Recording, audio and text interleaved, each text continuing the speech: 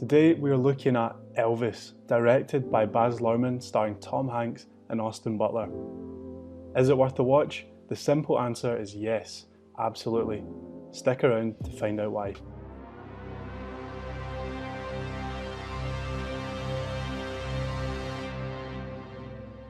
We are constantly seeing new releases across Netflix, Disney, Amazon, you name it. Wherever you look, we're seeing new content come out. And on top of that, we've got even more amazing cinema releases as well. So how do you know what to spend your time on? And most importantly, how do you know what is worth your money? In this podcast, I will be looking at new releases across Netflix, Amazon and Disney, as well as new releases in cinema to give you a better idea and ultimately help you decide what you should watch. I might even have a little look at the past, maybe recommend some older films that some of you may not have heard of, or even some TV shows here and there, just to keep things interesting. Anyway, I break films into three sort of aspects, and now I look at it from an entertaining perspective, I look at it from an ending perspective, and I also like to look at whether or not it's actually changed my perspective on something, or if it doesn't do that, has it left me thinking? I think these three main points are really helpful in determining whether a film is worth someone's time, because it succinctly captures the sort of main elements of what a film is. It's a story at the end of the day. It tells a powerful story in a way that books don't do, and pictures themselves don't do, and music doesn't do. It's a really unique art form, so it's really exciting to talk about this film today.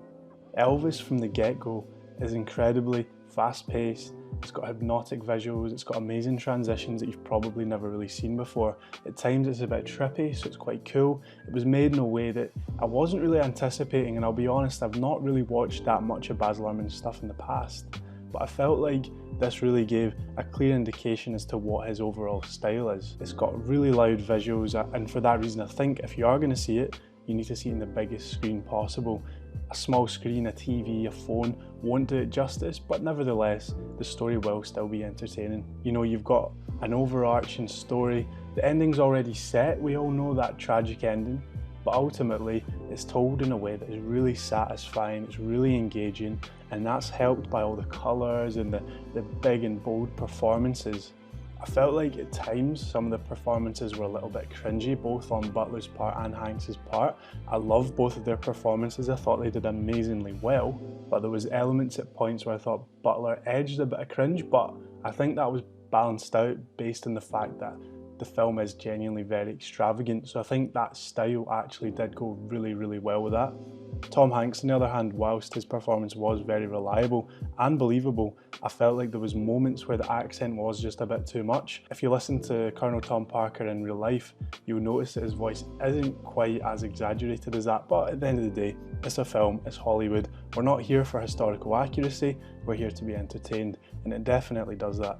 On the flip side, if you are an Elvis fan, I'm an Elvis fan, I really love his music and also find his life very, very interesting. If you're there for a sort of musical, a sing-along, a greatest hits tribute to Elvis, you're not going to find that.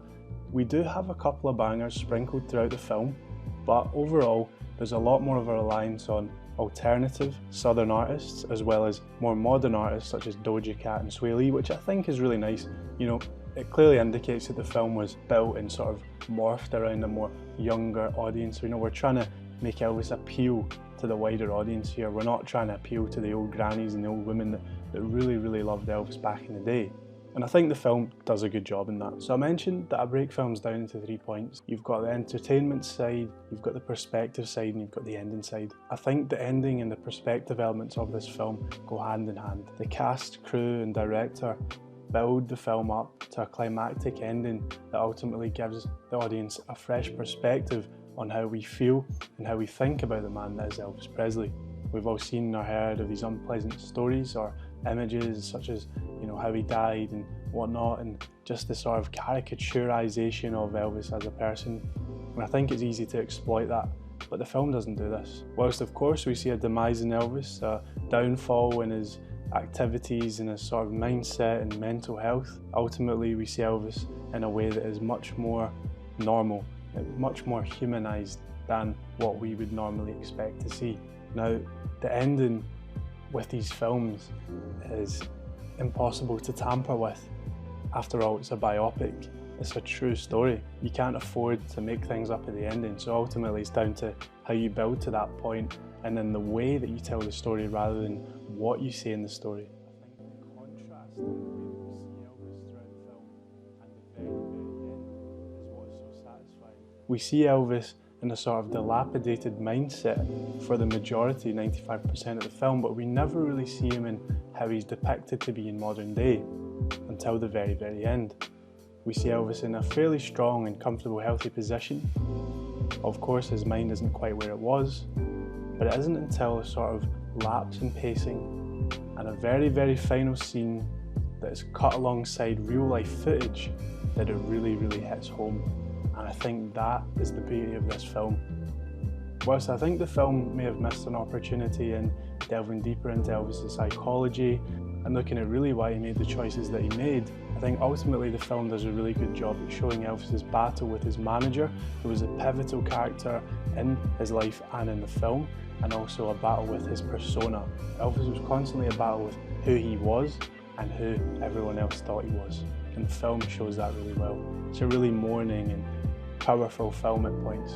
So combining this with the visuals and the storytelling and the acting, I think it really ties up to be an amazing film. I've spoken to people that said that the beginning was potentially a bit slow.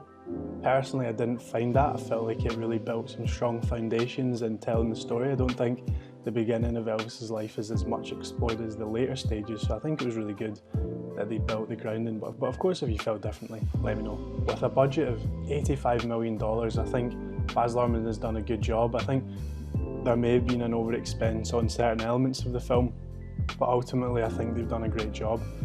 It definitely serves as competition for the likes of Bohemian Rhapsody and Rocketman. I reckon it's definitely up for some awards. In my opinion, I felt like the film was better than Rocketman and much, much better than Bohemian Rhapsody. I wasn't really a fan of Bohemian Rhapsody. I felt like Rami Malek looked terrifying. So it will be very interesting to see how it fares at the awards. I think this is a strong contender. It's a great film. It's not told in a really overly musical way. I think it does overcompensate a bit on Elvis's wokeness. I'm not sure how much of his political progressiveness is Hollywood or if that is actually true. I think in general, from what I've heard and read, is Elvis generally liked to stay out of the politics. Nevertheless, I think what is undeniably clear and what a film does a really, really good job of is depicting how Elvis's roots and how his upbringing was central to his style, his career and his music. And I think the film does brilliantly in showing that by showing us, flashbacks and images of his past that really underpin why he is the man that he was. So there you have it. I hope that you've enjoyed it. And like I said, I would love to hear your opinion and let me know what you think and see if I was talking a load of nonsense or if you really enjoyed it. Thank you very, very much for spending your time. I know we've not got a lot of it, but I hope that this has brought you a little bit closer and understanding what you might want to watch tonight, tomorrow night or the next. As I said, we've got new content coming out all the time. There's plenty to be talking about, so get in touch, let me know what you think, suggest something for me to talk about. I would love to hear from you guys. Stay tuned, give us a follow, there will be more to come. See you next time.